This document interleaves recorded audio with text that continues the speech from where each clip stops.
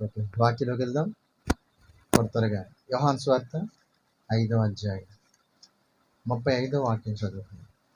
యోహాను సువార్త 5వ అధ్యాయం 35వ వాక్యం చదువుకుందాం. అతడు మండుచు ప్రకాశించుచున్న దీపమై ఉండెను. చిన్న ప్రార్థన. పరిశుద్ధుడా, ప్రేమ గల తండ్రి, నీకే వందనాలు, స్తోత్రములు. ఉదయకాల సమయంలో మీరే మాతో మాట్లాడి మీ ఉన్నతమైన సంగతిని బోధించండి. వినగలిగే చెవి గ్రహించి మనసు మా అందరికీ దయచేయండి. యేసయ్య పరిశుద్ధ నామములో ప్రార్థన వేడుకుంటున్నాను. ఆమేన్. హల్లెలూయా. ఇక్కడ ఒక ఆయన గురించి చెప్పబడింది. ఏమనంటే అతడు మండుచు ప్రకాశించే దీపం. మండుచు ప్రకాశించే దీపం ఎట్లా ఉంటుంది? అక్కడ చీకటి ఉంటుందా? ఆ చుట్టుపక్కల అందరికి కూడా వెలుగునిస్తుంది. అలాగే అతని జీవితం గురించి రాయబడింది. అతడు దేవుని కోసం ఎలా మండాడు, దేవుని కోసం ఎలాగైతే నిలబడ్డాడు, దేవుని కోసం ఎలా ప్రకాశించాడు, ఇవన్నీ కూడా గ్రంథస్థం చేయబడ్డాయి. మనల్ని కూడా దేవుడు చేసుకున్నాడు, పుట్టించాడు.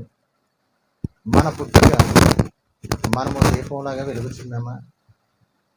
మనము కూడా ఆ విధమైన సాక్ష్యం మనలో ఉందా? మనం పుట్టాం కదా, ఇప్పటిదాకా ఏం చేసాం? మనం ఎవరికి వెలుగుగా ఉన్నాం? ఏం చేసాం? మనం ఏమి సాధించాం? మన జీవితాన్ని ఒకసారి ఆలోచన చేసుకుంటే ఏదో ఒకటి చేయాలి కదండి. కానీ చేసామా లేదా? అది ప్రాముఖ్యమైన ప్రశ్న. ఈరోజు దేవుడు మనల్ని అడుగుతున్నాడు. అతడు మండుచు ప్రకాశించే దీపమైనప్పుడు నిన్ను కూడా దేవుడు మండుచు ప్రకాశించే దీపాలాగే చేశాడు. ఈ దీపం అనేక మందికి వెలుగివ్వాలి, అనేక మంది నశించిపోయే ఆత్మల్ని రక్షణలోకి నడిపించాలి, చీకట్లో ఉన్న జనాంగానికి వెలుగులో నడిపించాలని దేవుడు మనతో మాట్లాడుతున్నాడు. హల్లెలూయా. యేసయ్య ఒక మాట అన్నారు, మీరు లోకమునకు వెలుగు అన్నాడు. నన్ను వెంబడించి వారు చీకట్లో నడవక జీవపు వెలుగు కలిగి ఉంటారని. మనందరినీ దేవుడు వెలుగుగా సృష్టించాడు. మనందరినీ ఒక బుద్ధిమంతులైతే ఆకాశ మండలంలోనే జ్యోతులను పోలి ఉంటారని ఆయన వాక్యంలో సెలవిచ్చాడు. ఇది ఎవరి గురించి చెప్తున్నాడంటే బాప్తిస్మిచ్చే యోహాను గురించి మాట సెలవిస్తూ ఉన్నాడు. అతడంట మండుచు ప్రకాశించే దీపం. అతని జీవితంలో ఎలా ప్రకాశించాడు, ఎలా మండాడో ఆ యొక్క జీవితాన్ని మనం ఆలోచన చేస్తే మనము దేవుడి కోసం ఎలా మండాలో ఆ పాఠాలు మనకు అర్థమవుతాయి. అక్కడ చూస్తే కనుక లూకాసు వార్త 1వ అధ్యాయం 5వ వాక్యంలో అతడు తల్లిదండ్రులు ఎవరు? జకరియా, ఎలిజబెత్. చదువుతారా? యోధే దేశం రాజైన హేరోదు దినములలో అభియా తరగతి చొప్పున జకరియాను ఒక యాజకుడు, అహరోను కుమార్తెల్లో ఒకతే, ఆమె పేరు ఎలిజబెత్. వీరిద్దరు ప్రభు యొక్క సకలమైన ఆజ్ఞల చొప్పున, న్యాయ విధుల చొప్పున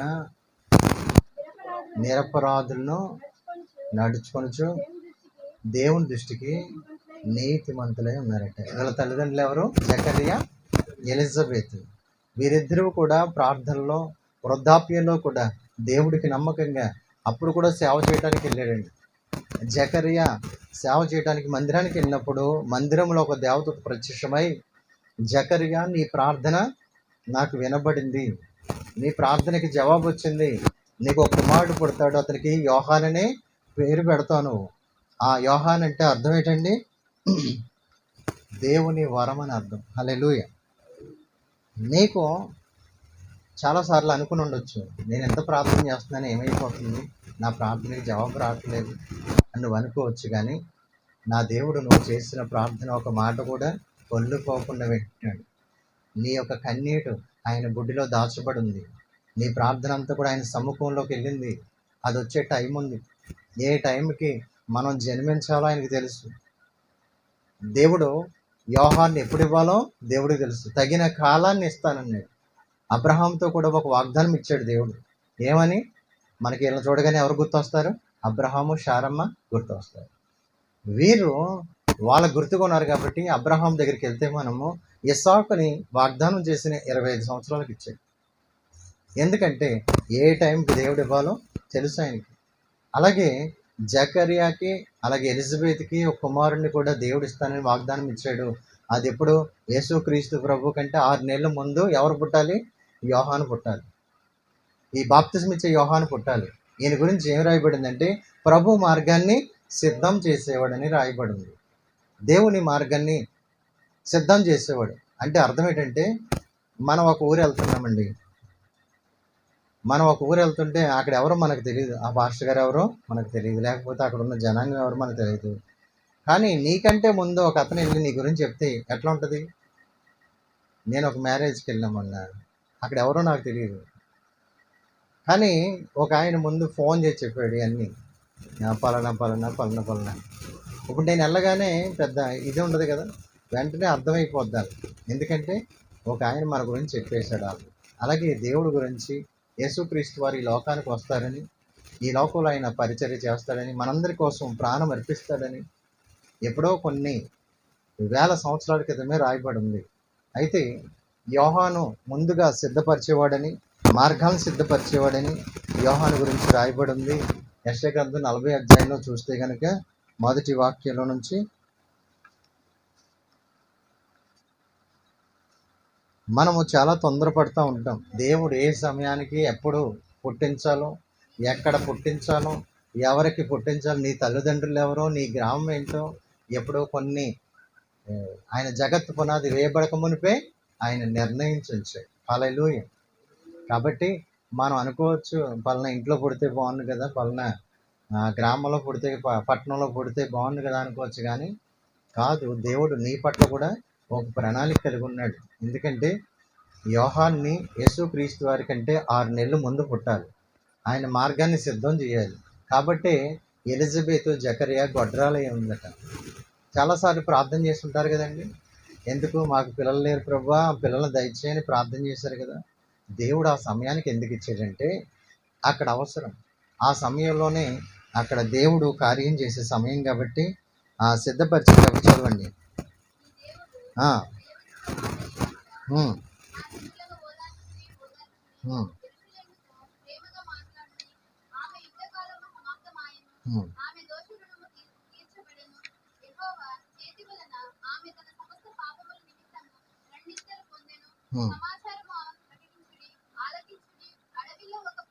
అడవిలో ఒకడు ప్రకటించుచున్నాడు, ఎట్లనగా అరణ్యంలో యెహోవాకు మార్గము సిద్ధపరచుడి, ఎడారిలో మా దేవుని రాజ్య మార్గము సరళం చేయండి. ఒక స్వరం వినబడుతుంది. ఏ స్వరం అది? అరణ్యంలో వినబడుతుంది. యేసు ప్రభువారు రాకడికి ముందుగా, ఆయన పరిచర్యకు వచ్చే ముందు బాప్తిసం ఇచ్చే యోహాను యోర్దాను నది దగ్గర అక్కడ అరణ్యంలో ఏం చేశాడు? ప్రజలందరినీ పిలిచాడు, మారు మనసు పొంది రక్షణ పొందండి, దేవుని రాజ్యము సమీపంగా ఉంది, ఇదిగో ఆయన త్వరగా రాబోతున్నాడు, ఆయన నాకంటే శక్తిమంతుడు, ఆయన నాకంటే గొప్పవాడు అని యేసు ప్రభువారి గురించి ముందు ప్రకటించి, నేను నీళ్ళలో బాప్తిసం ఇస్తున్నాను కానీ ఆయన అగ్నిలో బాప్తిసం ఇస్తాడు, మీరు ఆయన గురించి కనిపెట్టండి, ఆయనే సర్వశక్తుడు. అందరూ వచ్చి అన్నారు, నువ్వు వచ్చి మెస్సియా నువ్వేనా అని అడిగితే, నేను కాదు, నాకంటే వెనకాల వచ్చేవాడు నాకంటే శక్తిమంతుడు అన్నాడు. ఎంత గొప్ప కార్యమో చూడండి. ఆయన చెప్పుల వారిని ఇప్పడానికైనా నేను సరిపోను, తగ్గింపు కలిగిన జీవితం. ఎంత యోహాను తగ్గింపు అంటే, దేవుని సన్నిధిలో అతడు తగ్గించుకుంటూ మండుచు ప్రకాశించే దీపంగా మనకు కనబడుతున్నాడు. మనము కూడా దేవుడు ఒక ఊరిలో పుట్టించాడంటే, ఒక సమయంలో పుట్టించాడంటే, నిన్ను ఒక మంచి భక్తి కలిగిన కుటుంబంలో పుట్టించాడంటే దేవుడికి ఒక ప్రణాళిక ఉంది. దేవుడు నీ పట్ల కూడా ఒక ఆలోచన ఉంది. ఆయన ఉద్దేశాన్ని నెరవేర్చడానికి పుట్టించాడు. ఈ కడవరి కాలంలో నువ్వు నేను మనందరం కూడా ఒక జ్యోతిలాగా ప్రకాశించాలని, ఒక మండే దీపాల్లాగా ఉండాలని దేవుడు కోరుకుంటున్నాడు. అట్టి ఆత్మ, ఏలియా కలిగిన ఆత్మ యోహానుకి ఇచ్చాడు. ఏలి ఆత్మతో నింపబడిన వాడని. ఆయన పుట్టడం అంటే అనేక మంది సంతోషించారంటే వాక్యంలో రాయబడి ఉంది. చూడండి, లోకస్వార్థ 1వ అధ్యాయం 19వ వాక్యంలో,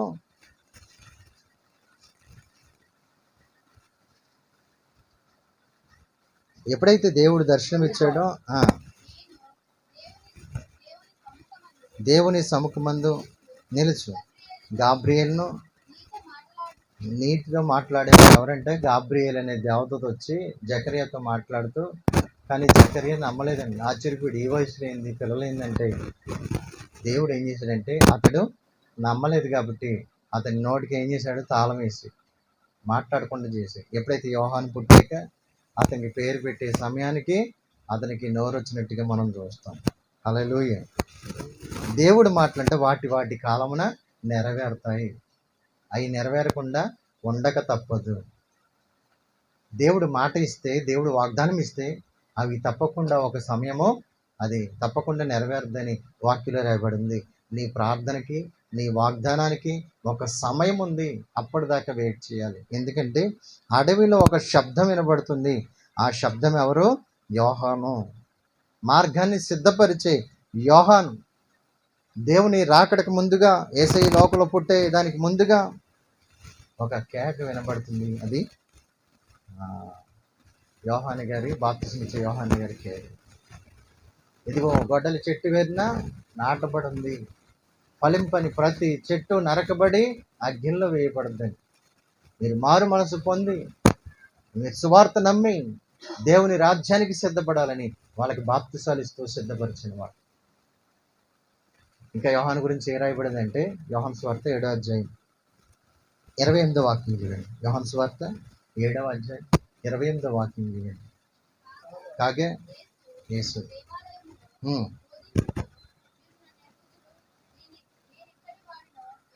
ఎరుగుదురు.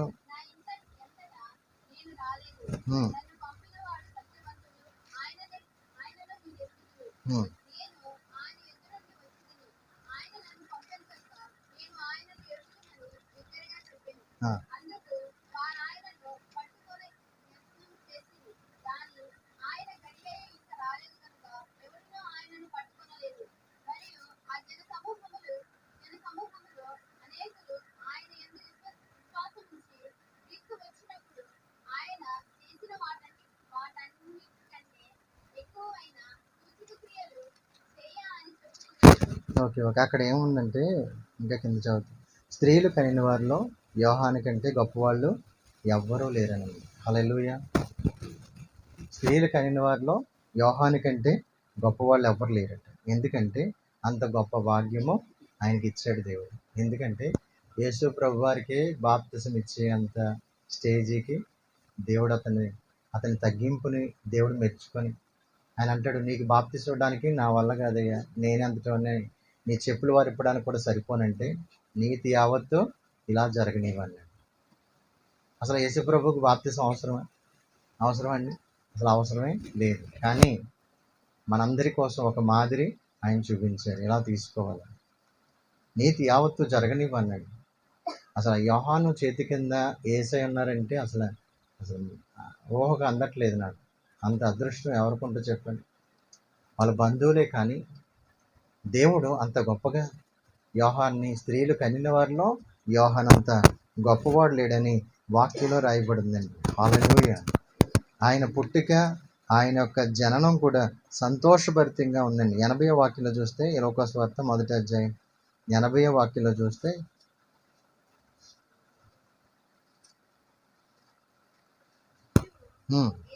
శిశువు ఎదిగి ఆత్మయందు బలం పొంది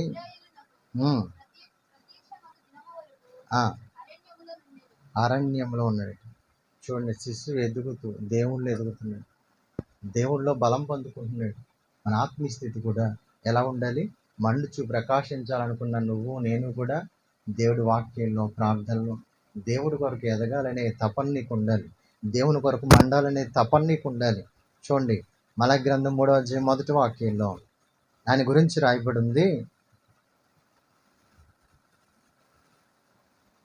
ఈ ప్రవచనాలన్నీ కూడా యెషయా గ్రంథం 40వ అధ్యాయం, అలాగే మలాకి గ్రంథం 3వ అధ్యాయం, ఇవన్నీ కూడా యోహాను గురించి రాయబడ్డాయి. ఇదిగో నాకు ముందుగా మార్గాన్ని సిద్ధపరచడానికి నేను నా దూతను పంపుచున్నాను.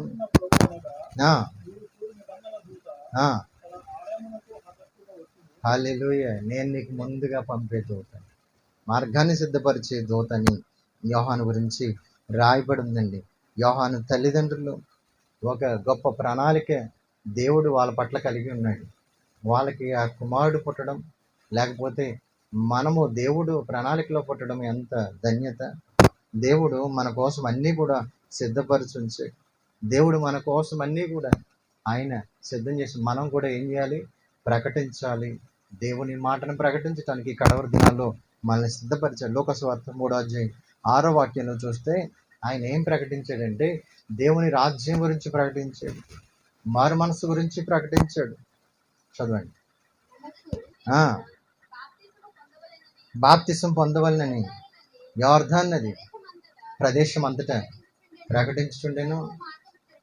ప్రభు మార్గము సిద్ధపరచుడి, ఆయన త్రోవలు సరళం చేయడి, ప్రతి పల్లము పూడ్చబడాలి, ప్రతి కొండయు మెట్టయు పల్లము చేయబడును, వంకర మార్గాలు తిన్నవగును, గరకు మార్గాలు నున్నని వగును, సకల శరీరాలు దేవుని రక్షణ చూస్తారు. హల్లెలూయా.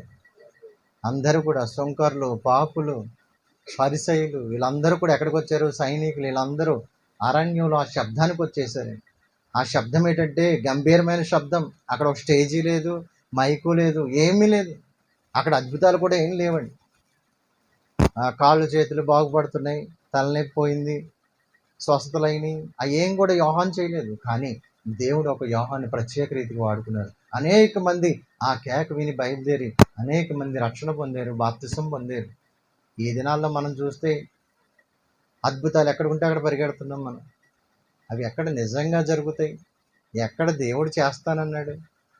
నిజముగా నీకు విశ్వాసం ఉంటే నువ్వు ఉన్న చోట్లోనే అద్భుతాన్ని దేవుడు చేయగలడు. హల్లెలూయా. ఆ శబ్దం ఏంటంటే, ఒకరోజు యోహాను సువార్త 5వ అధ్యాయంలో ఆ బెతస్దా కోనేటి దగ్గరికి ఒక దేవదూత వచ్చి ఏం చేస్తుంది? దేవదూత కనపడుతుందా? కనపడదు. కానీ అది కదిలించినప్పుడు నీళ్ళ శబ్దం వినపడుతుంది. ఆ నీళ్ళ శబ్దం ఎప్పుడైతే వినపడుతుందో మొదట ఎవడు దూకుతాడో వాడు పరిపూర్ణమైన స్వస్థ అయిపోయి. వాక్యం చెప్తుండగానే మొదట నువ్వు అంగీకరిస్తే తప్పకుండా ఇప్పుడే నువ్వు స్వస్థత పొందుకుంటుంది. ఆ శబ్దం ఎప్పుడైతే యోహాను అరణ్యంలో వినబడుతుందో దేవునికి ఒక స్వరం, నిన్ను నన్ను కూడా దేవుడు ఒక స్వరంగా చేసుకున్నాడు. నీ స్వరం కూడా వినపడాలి. అనేక మందికి దేవుని గురించిన మాటను వినిపింప చేయాలి. నీ స్వరము నీ యొక్క బంధువులు వినాలి, స్నేహితులు వినాలి, నీ ఇరుగు పొరుగు వారు వినాలి. నీ గ్రామం రక్షణ పొందాలంటే నువ్వు మాట్లాడాలి. నువ్వు ఎప్పుడైతే స్వరం ఎత్తుతావో దేవుడు నిన్ను బలంగా వాడుకుంటాడు. హల్లెలూయా. కాబట్టి ఈ 2024లో మనం ఒక తీర్మానం చేసుకోవాలి. ఏంటంటే, ప్రభువా నా స్వరం కూడా నేను నీకు అనేక మందికి వినిపించాలి ప్రభువా అని మనం దేవుని సన్నిధిలో కనిపెడదాం. ఎదుగుతూ ఆత్మలో ఎదుగుతూ నడిపించబడుతూ యోహాను దేవుని కొరకు ఒక మండే జ్వాలగా తయారయ్యాడండి. హల్లెలూయా. కాబట్టి మనము కూడా దేవుని సన్నిధిలో మారు మనసు గురించి, రక్షణ గురించి, ఉన్నతమైన అతడు తినే ఆహారం ఏంటి, అతడు కట్టుకునే బట్టలు ఏంటో తెలిస్తే మనం అసలు నివ్వెరపోతాం. యోహాను ఏం ధరించాడండి? బైబిల్ గ్రంథంలో చూస్తే ఆయన ధరించేది ఒంటె చర్మం, ఆ తోలు కట్టుకున్నాడు. ఆయన తినే ఆహారం ఏంటి? మిడతలు అంటే, అడవి తినే మిడతలు. చూడండి, మత్తయి సువార్త 3వ అధ్యాయం 11లో ఉంది. మత్తయి సువార్త 3 చూడమ్మా, 3:4.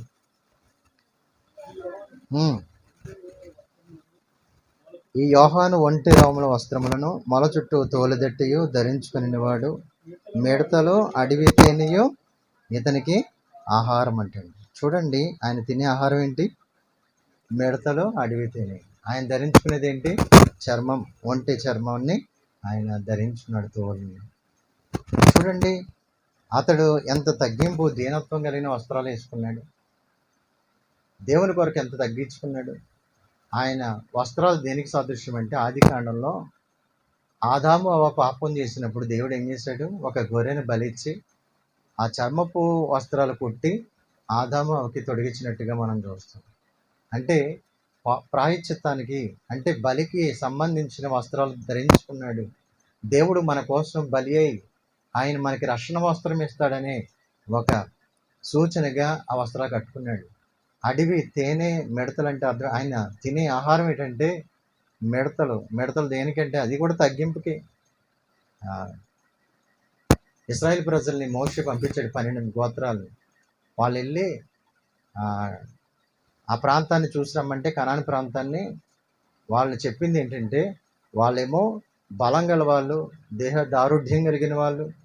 మనం వాళ్ళ ఎదుట మేము ఎలా ఉన్నాం, ఆ నెఫీలీల ఎదుట మేము మిడతల్లాగా ఉన్నాం. అంటే చిన్నవాళ్ళు, తగ్గించుకోవడం. తేనె దేనికి సాదృశ్యం అంటే 119 కీర్తన 130 వాక్యంలో దేవుడి వాక్యంలో రాయబడింది, తేనె దేవుని వాక్యానికి సాదృశ్యంగా రాయబడింది. 119 103 వాక్యం.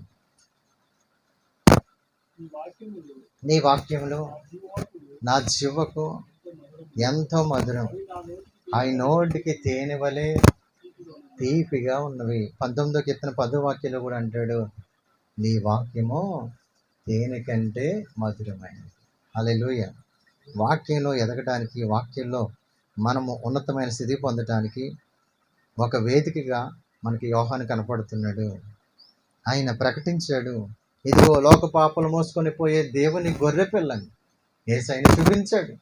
నన్ను కాదు మీరు వెంబడించాల్సింది, యేసయ్యను వెంబడించండి.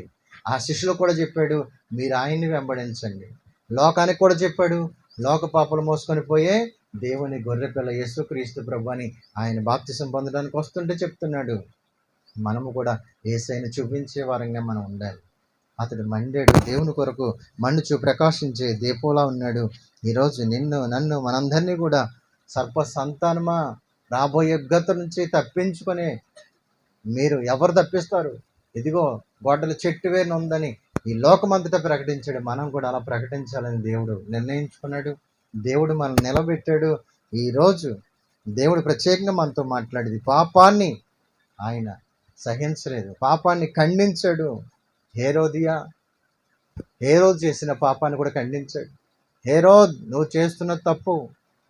ఒక దేశాన్ని పరిపాలించే రాజుతో చెప్పాడు, నువ్వు చేసే తప్పు, నువ్వు పాపంలో ఉన్నావు, నువ్వు శాపంలో ఉన్నావు, నువ్వు అలా చేయటం తప్పు అని చెప్తే, ఒకరోజు ఏమైందంటే, హేరోదు పుట్టినరోజు జరుగుతున్నప్పుడు హేరోదియ నాట్యం చేసింది. ఆ కుమార్తె నాట్యం చేస్తే పరవశించిపోయి, మనవాడు నీకేం కావాలో కోరుకో, రాజ్యంలో సగమైన ఇస్తానంటే, తల్లి దగ్గరికి వెళ్ళి అడిగింది, ఏం కోరుకోనంటే యోహాను తలని కోరుకోను.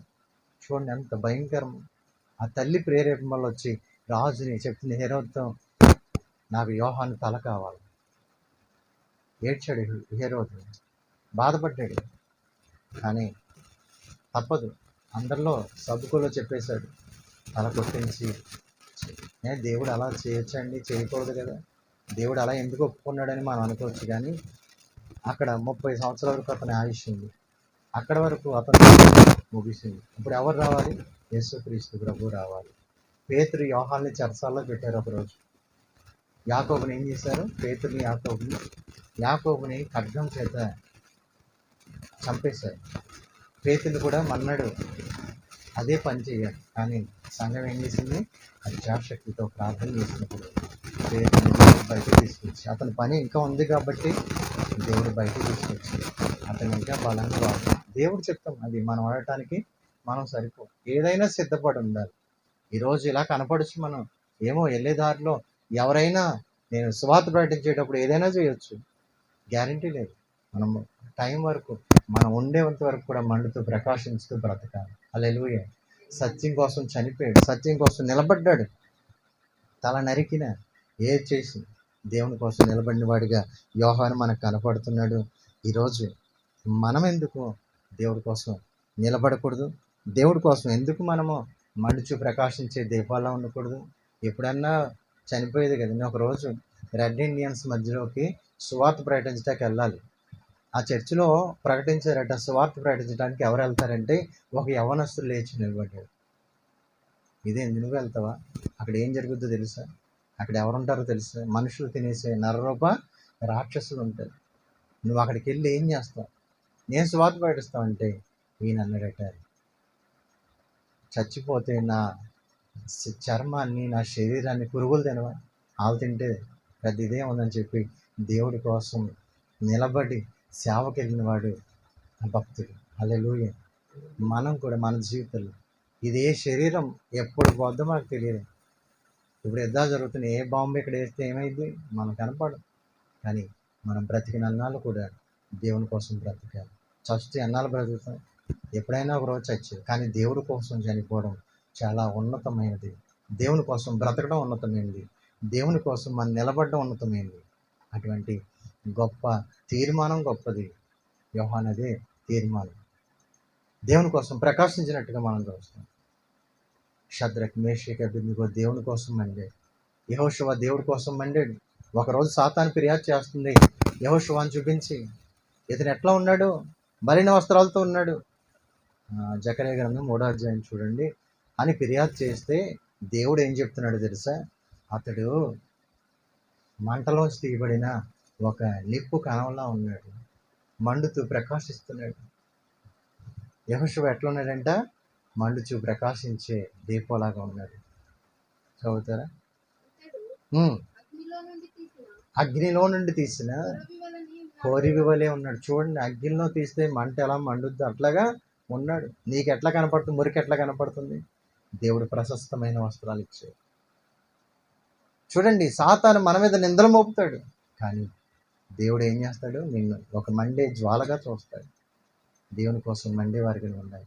షద్రక్, మేషక్, అబేద్నెగో చావటాకైనా సిద్ధపడి వెళ్ళారు. మండుతూ ప్రకాశించే దీపాలంటే అవి వేయండి, అగ్గిలో వేస్తారా? అక్కడ వేసుకుంటారు. అసలు ఆ మండే వాళ్ళని తీసుకెళ్ళి మంటలు ఎత్తే అన్న అవుద్దా? ఏమండి, మండే వాళ్ళని తీసుకెళ్ళి మంటలు ఎత్తే అగ్గిలో అగ్గెత్తే అన్న అవుద్దా? అదే జరిగింది అక్కడ. దేవుడి కోసం మండుతున్న షద్రక్, మేషక్, అబేద్నెగో అని మంటల్లో వేసిన వాళ్ళకి మంట ఏం చేయలేదంటే, ఎందుకు చేయలేదంటే దేవుడి కోసం మండుతున్నారు వాళ్ళు. ఆ మంట ఏం చేయలేకపోయింది, కాల్చలేకపోయింది వాళ్ళని. వాళ్ళ శరీరాన్ని కాల్చలేకపోయింది, ఆత్మని కాల్చలేకపోయింది, వాళ్ళ మనస్సుని కాల్చలేకపోయింది. వాళ్ళ అగ్నిలో ఎలా తిరుగుతున్నారట? బంధకాలు లేకుండా తిరుగుతున్నారు. దేవుడే దిగొచ్చాడు. నా దేవుడు దహించు అగ్ని, అగ్ని ఆయన దహించు అగ్ని అయితే ఆయన పిల్లలైన మనం ఎవరు?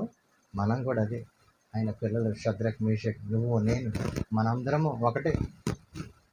వాళ్ళగే మనం నిలబడితే నువ్వు ఒక జ్వాలగా నిలబడతావు, మండుచు ప్రకాశించే దీపంలాగా నిలబడతావు. దేవుని కోసం అట్టి విధంగా మండాలి. ఈ యోహాను మండాడు. అతని పేరేంటంట? మండుచు ప్రకాశించే దీపం. నన్ను కూడా దేవుడు ఆ పేరు పెట్టాలి. దేవుడి కోసం మండాలి. ఈ మాటలు దేవుడు దీవించుగారు. మోకరిస్తున్న అందరూ కూడా